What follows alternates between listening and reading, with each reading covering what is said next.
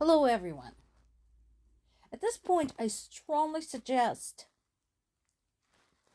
to anyone following the news about Ukraine to basically just ignore anything that comes out of the White House and focus on what is actually happening in Ukraine on the ground and when Ukraine is working with European allies. Because another day, another glaring example of Trump's complete lack of knowledge and understanding of global politics. Case in point, Trump goes back to the idea that China should fix it for him, considering that he hasn't been able to. He's completely ignoring the fact that China has been an outspoken supporter of Russia in this war because China itself has its own geopolitical fish to fry. We all know what it is. Yeah, that one. Starts with a T. So, what made him think that China would even consider this? Because any effort that China would consider making in this would be to benefit Russia. So why even bring this up? China is one of the primary beneficiaries of Russia's oil trade.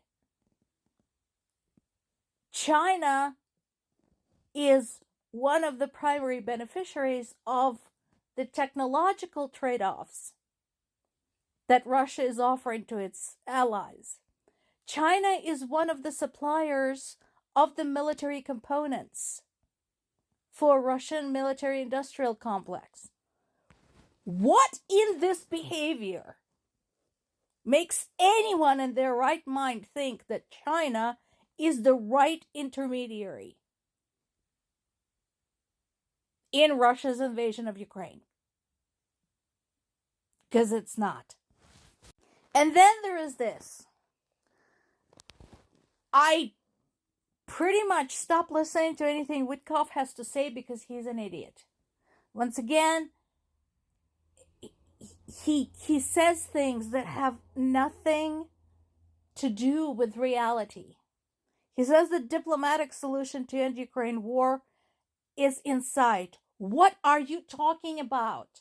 What diplomatic solution? This is literally hours after Putin said, "Fuck you. I'm doing my war thing over here."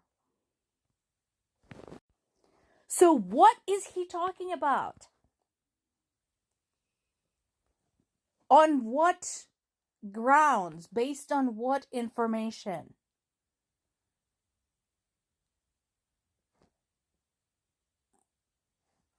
That it just boggles the mind.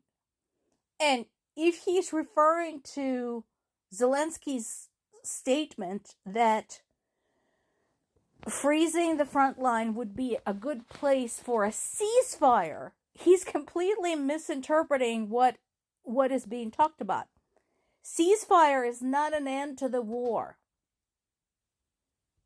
It would be a starting point to maybe kind of sort of talk about something.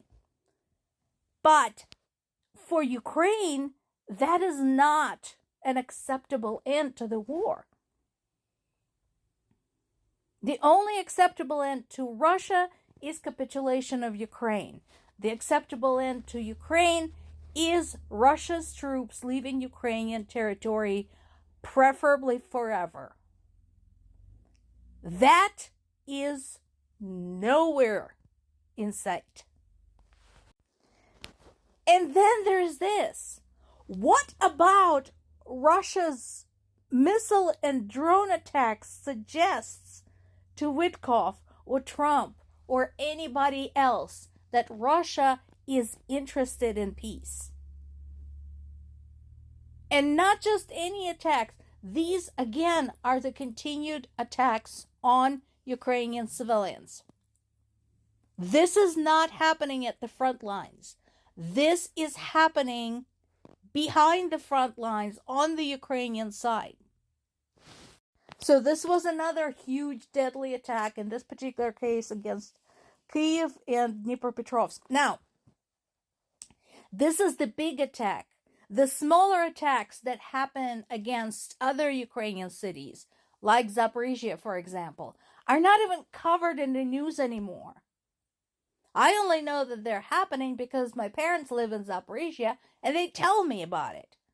They tell me that they have some kind of blow up every single day. But at this point, like, only really big deadly ones are covered. So, in Kyiv, there were 2 people killed, 13 wounded in a ballistic missile attack. There was a fire in a non-residential building.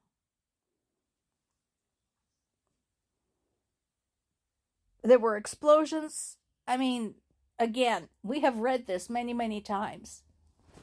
And then there were 2 more killed in Dnipropetrovsk region, which is a close neighbor of my native Zaporizhia region.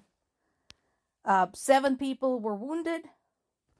Russia launched 9 missiles, 62 drones, of which some were intercepted. 4 missiles and 50 drones were intercepted. But again, this is the reason Zelensky has been begging for air defense systems.